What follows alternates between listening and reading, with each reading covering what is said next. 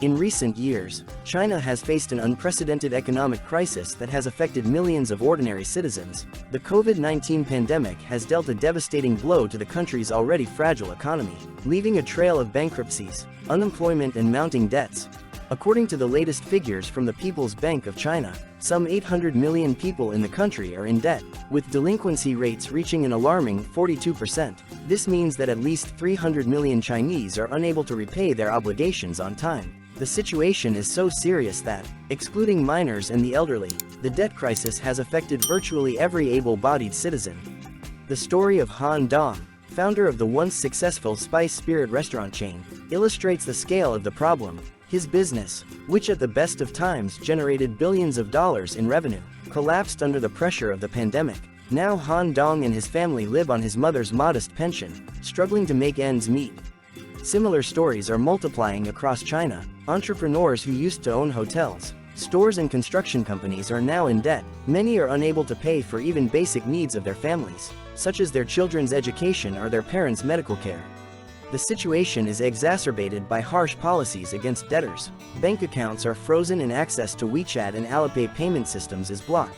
People who find themselves in debt are effectively prevented from leading a normal life and earning money to pay off debts.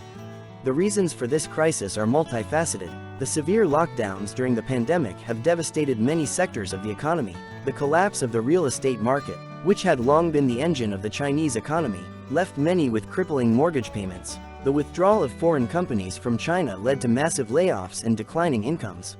Lack of regulation of the financial sector has also played a role. The rapid growth of online lending led to the emergence of multiple platforms, some of which used unfair practices, trapping borrowers in debt.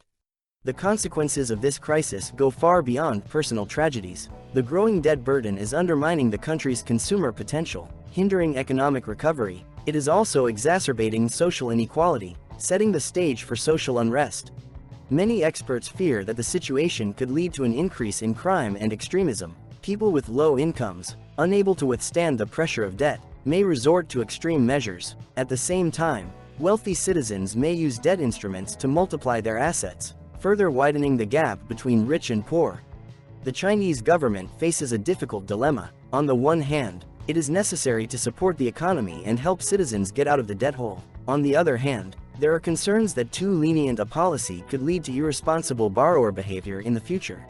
Many debtors are calling for a relaxation of the restrictions imposed on them. They argue that without the ability to work and earn, they will never be able to repay their debts. Give us a chance to start over. Give us the basic right to survive. Their call goes out. This crisis also raises important questions about the sustainability of China's economic model and the need for reform. Perhaps it is time to reconsider approaches to regulating the financial sector, supporting small and medium-sized businesses, and social protection of citizens. In conclusion, the situation in China serves as a warning to other countries. It shows how fragile economic systems can be in the face of global crises and how important it is to have effective social protection mechanisms. Thank you for taking the time to watch this video. If you enjoyed the content, please give it a like and subscribe to our channel for more information on global economic trends. We wish you financial stability and prosperity in these challenging times.